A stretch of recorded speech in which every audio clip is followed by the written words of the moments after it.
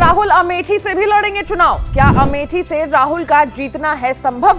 क्या कहते हैं आंकड़े? खबर है कि वायनाड के बाद राहुल गांधी अमेठी से भी चुनाव लड़ेंगे। साल 2014 में स्मृति ईरानी ने राहुल के गढ़ अमेठी में सेंधमारी शुरू की थी और 2019 में उन्हें हरा भी दिया था। अब सवाल उठता है कि क्या 2024 में अमेठी से राहुल गांधी का चुनाव जीतना मुश्किल है, संभव है या नहीं? आंकड़े क्या कहते हैं, हम उस पर चर्चा करेंगे। नमस्कार, मैं हूं आशीष सिंह आनंद और आप देख रहे हैं एबीपी लाइव। शुरुआत सवाल से करते हैं तो साल 2019 के चुनाव में स्मृति ईरानी ने वादा किया था कि अगर वो अमेठी से जीतती हैं तो जनता को सांसद से मिलने के लिए दिल्ली नहीं जाना पड़ेगा। उसी वादे को पूरा करते हुए स्मृति ने फरवरी 2024 में अमेठी में अपना घर बनाया। केंद्रीय मंत्री स्मृति ने अपने एक संदेश में ये भी कहा था कि अमेठी की जनता के बीच जाकर वो रह करके वहां पर काम करेंगी। स्मृति ईरानी अमेठी की मतदाता भी बन गई। सांसद के प्रतिनिधि विजय गुप्ता के अनुसार स्मृति ईरानी गौरीगंज के मेदन गांव से मतदाता हैं। वहीं केंद्र में मंत्री होने के वजह से स्मृति ईरानी का राजनीतिक कद भी काफी बड़ा है।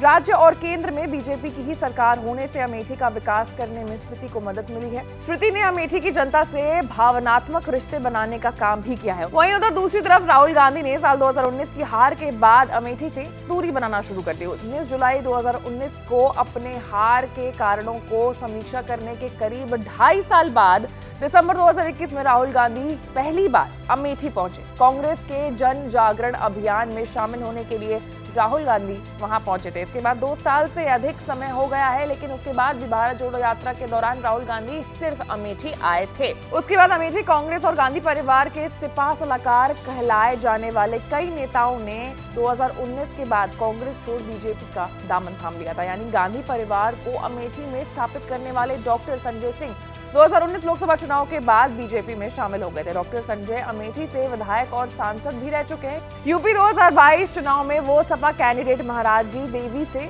हार गए थे। इसी तरह 2017 में जंग बहादुर सिंह कांग्रेस छोड़कर भाजपा में शामिल हो गए थे। उन्होंने इसका जो कारण है वो कांग्रेस की नीतियों से दुखी होना बताया था। साथ ही साथ ये भी कहा था कि अमेठी खराब सड़कों का पर्याय बन गया है। जंग बहादुर 1995 के नवनिर्वाचित प्रधान की हत्या के मामले में सीधे शामिल थे, जिसमें 2021 में उन्हें 10 साल की सजा मिली थी। वहीं लोकसभा चुनाव से ठीक पहले मार्च में केंद्रीय मंत्री स्मृति ईरानी की मौजूदगी में कांग्रेस के पूर्व प्रदेश महासचिव राजेश्वर सिंह और बाजार शुक्ल के पूर्व ब्लॉक प्रमुख दहन सिंह समेत दर्जन कांग्रेस कार्यकर्ता बीजेपी में शामिल हुए थे। चुनाव के ऐलान के बाद से कांग्रेस के कई क्षेत्रीय नेताओं ने बीजेपी ज्वाइन कर लिया है। तो वहीं अब इन सारी चीजों को देख करके मन में ये सवाल जरूर खड़ा होता है कि क्या वाकई राहुल गांधी अमेठी से चुनाव जीत सकते हैं? आपकी क्या राय है? आप कमेंट सेक्शन में हमें कमेंट करके जरूर बताएं और ऐसे तमाम बड़े खबरों से अपडेटेड रहने के लिए आपको एबीपी लाइव को लाइक, सब्सक्राइब और शेयर करना होगा। मैं थी आपके साथ आशीष सिंह आनंद।